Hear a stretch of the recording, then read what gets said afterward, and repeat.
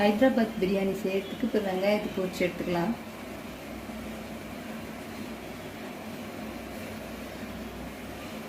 எண்ணெய் சூடாகிடுச்சு, வெங்காயத்தை அது கூட சேர்த்து பொரிச்சு எடுத்துக்கலாம். மீடியம் சைஸில் 4 வெங்காயம் எடுத்துருக்கேன். நீங்கள் சேஃபாகவே இதை பண்ணுங்க, எண்ணெய் மேலே பட்டுரும்.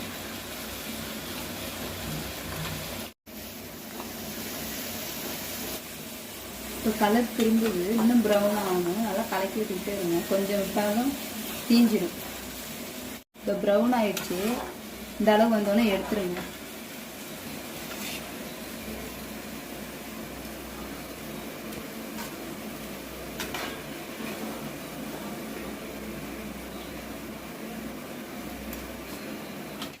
ஹைதராபாத் பிரியாணி எந்த பாத்திரத்தில் செய்கிறீங்களோ அந்த பாத்திரமே எடுத்துங்க. நான் இந்த பாத்திரம் எடுத்துருக்கிறேன். இதிலேயே மசாலா கலந்து வச்சுக்க போகிறேன்.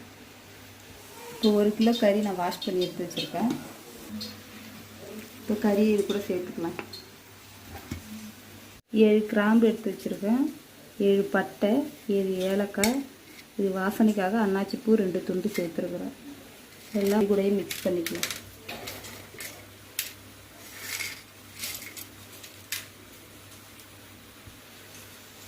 கொத்தமல்லி இந்த அளவுக்கு எடுத்துக்கிறேன்.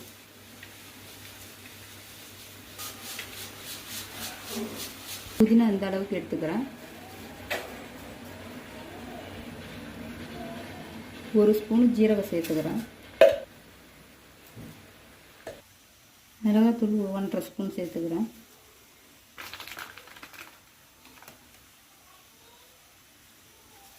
உங்களுக்கு காரம் கம்மியாக வேணும்னா 1 ஸ்பூன் மட்டும் போட்டுக்கோங்க. பிரியாணி மசாலா 1 ஸ்பூன் எடுத்துக்கிறேன்.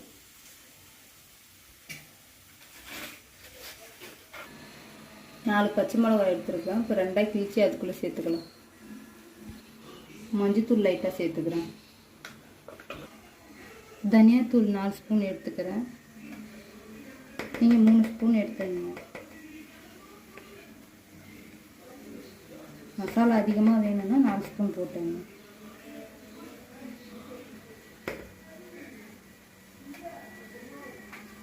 ஒரு ஸ்பூன் சால்ட் உப்பு சேர்க்குறேன். 200 ml தயிர் சேர்த்துக்கலாம்.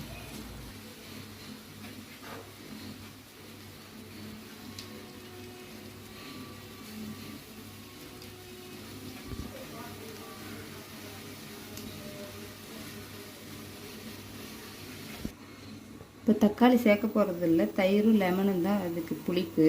இப்போ 1 லெமன் சேர்க்குறேன் நான் அது கூடவே.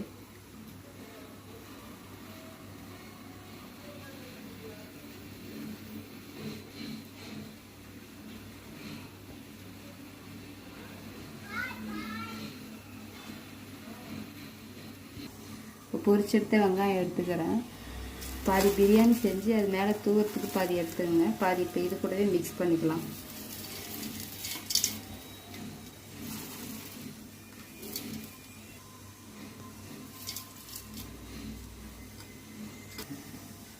வெங்காயம் பொரிச்ச எண்ணெய் இப்போ நான் எடுத்துக்கிறேன். அது கூடவே சேர்க்கறதுக்கு 150 ml எடுத்துங்க.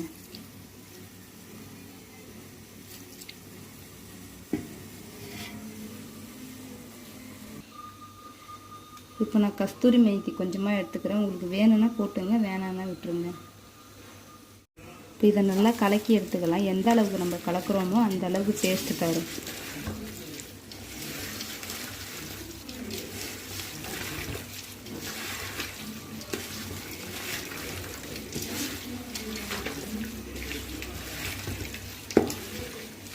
இஞ்சி பூண்டு பேஸ்ட்டு இப்போ 4 ஸ்பூன் போடலாம். இஞ்சி பூண்டு ஒரே அளவுக்கு அரைச்சி வச்சுருக்கிறேன்.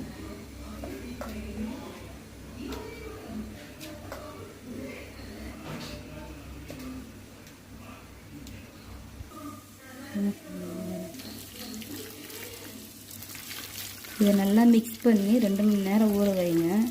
இன்னும் நல்லா டேஸ்ட்டாக வேணும்னா நீங்கள் சனிக்கிழமையே நைட்டு ஊற வச்சு சண்டே காலையில் பண்ணிங்கன்னா இன்னும் டேஸ்ட்டாக இருக்கும். நல்லா கலக்கி வச்சுருக்கிற மசாலாவோட உப்பு புளிப்பு காரம்லாம் லைட்டாக தூக்கலாக தெரியணும். நான் பாஸ்மதி ரைஸ் எடுத்துருக்குறேன். 1 கிலோ கறிக்கு 1 கிலோ அரிசி எடுத்துக்கிறேன். அரிசியை 3 டைம் கழுவி எடுத்துக்கிறேன். ரொம்ப பிசுக்கி கழுவக்கூடாது, 1/2 மணி நேரம் ஊற வைக்கணும். அரிசியை வடித்து எடுத்துக்கிறதுக்கு இப்போ சுடு தண்ணி வச்சுக்கிறேன். அதில் சேர்க்கறதுக்கு 1/4 ஸ்பூன் ஜீரகம் எடுத்துருக்கேன், 3 பச்சை மிளகா, 5 கிராம்பு, 5 ஏலக்காய், 5 பட்டை எடுத்துருக்கேன். இப்போ அது கூட சேர்த்துக்கலாம்.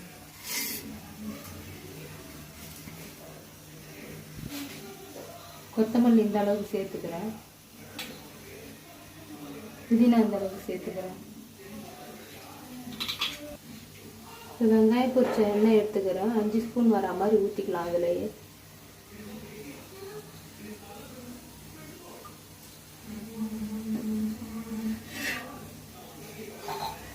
இந்த தண்ணியில் நல்லா உப்பு கசடு எடுக்கணும், அந்த அளவுக்கு உப்பு சேர்த்துங்க. அரிசி ஊறிடுச்சு, தண்ணி நல்லா கொதிச்சிடுச்சு. இப்போ அரிசி அது கூட சேர்க்கலாம்.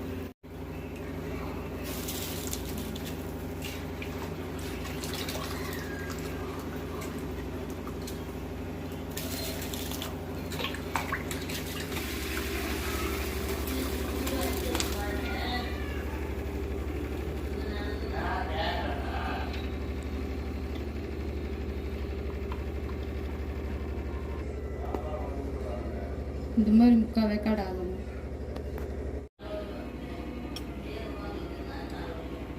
கலக்கி வச்சுக்கிற மசாலா கூட 2 ஸ்பூன் நெய் சேர்த்துக்கலாம், வீட்டிலேயே செஞ்ச நெய்.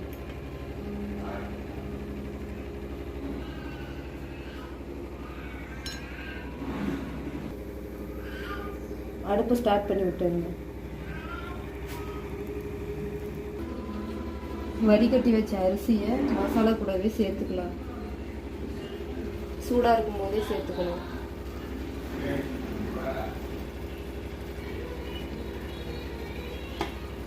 ஒரே இடத்துல கொட்டக்கூடாது, சாப்பாட்டை பலாசலமாக கொட்டணும்.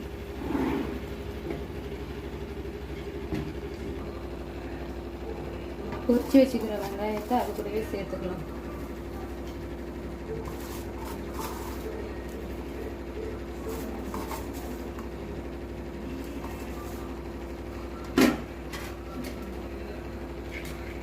முந்திரி திராட்சை பொரிச்சு வச்சிருக்கிறேன், அதையும் அது கூடவே சேர்த்துக்கலாம்.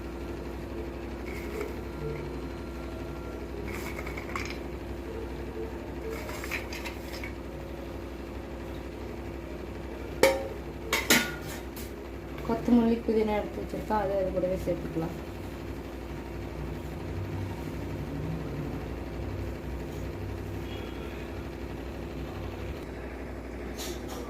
நான் பாலில் கேசரி பவுடர் கலந்து வச்சுருக்கிறேன், உங்களுக்கு வேணும்னா ஊற்றிங்க, எனக்கு வேணும் அதனால நான் ஊற்றிக்கிறேன். இப்போ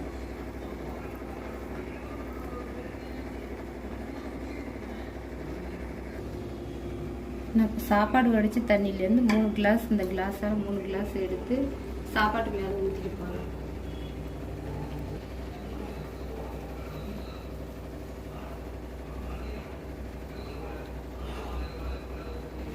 வீட்டில் இருக்கிற வெயிட்டான தோசைக்கல் எடுத்து அடுப்பு பற்ற வச்சு விட்டோம். இப்போ பிரியாணிக்கு உண்டான எடுத்து கல் மேலே தூக்கி வச்சு விட்டுறலாம்.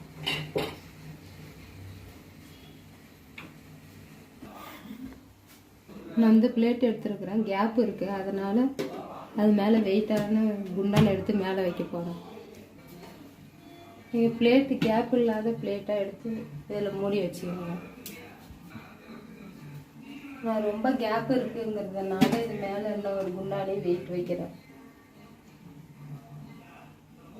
1/2 மணி நேரம் சிம்மிலே வைங்க, அது வரைக்கும் ஓப்பன் பண்ணி பார்க்காதீங்க. இப்போ 1/2 மணி நேரம் ஆயிடுச்சு, அடுப்பை ஆஃப் பண்ணிடலாம். 10 நிமிஷம் அப்படியே விட்டுருங்க, அப்புறம் ஓப்பன் பண்ணி பாருங்க. பிரியாணி ரெடி ஆயிடுச்சு. ஒரு பக்கமாக மட்டும் சாப்பாடு எடுங்க. நல்லா வெந்திருக்கு சாப்பாடு, நல்லா பொல பொலன்னு ஒட்டாமல் வந்திருக்கு அரிசி. நீங்களே பாருங்கள் எவ்வளோ சாஃப்டாக நல்லா இருக்குன்ட்டு. கறி கூட நல்லா வெந்திருக்கு. இப்படி ஒரு பக்கமாக ரைஸ் எடுக்கணும், அப்போ தான் கரெக்டாக வரும், இல்லைன்னா உடஞ்சி வரும்.